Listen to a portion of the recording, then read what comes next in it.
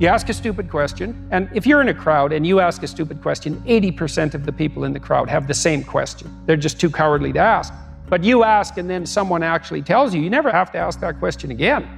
You're no longer stupid.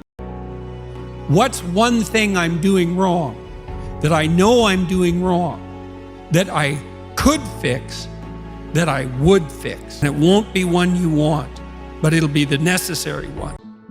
Get rid of everything you say that you only say to impress other people, and just see if you can say what you believe to be true. That's an adventure.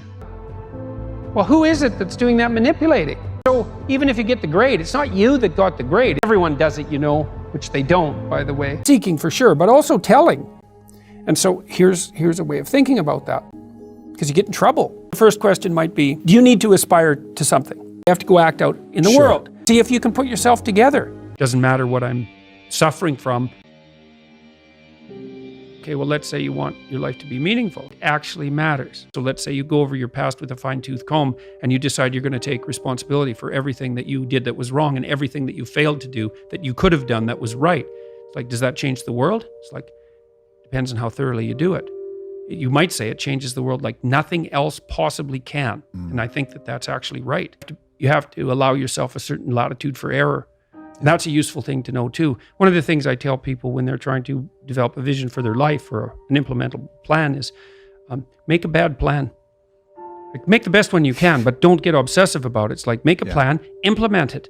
You'll figure out when you implement it why it's stupid, exactly, and then you can fix it a little bit. Compare yourself to who you were yesterday and not to who someone else is today.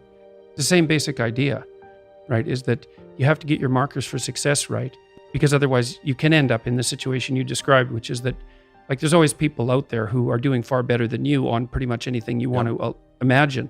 And if all you're doing is seeing yourself in their reflected light, let's say, then it's going to be pretty damn dismal. But it's not a good comparison, because you shouldn't just compare.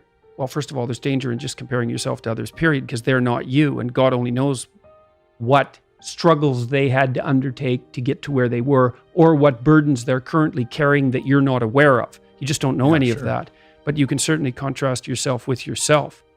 And that's a lot better. It is the only way. Well, it's also the only way of really measuring anything approximating proper improvement. You can actually tell when you're a little better than you were yesterday. Right. So, and you can actually do that.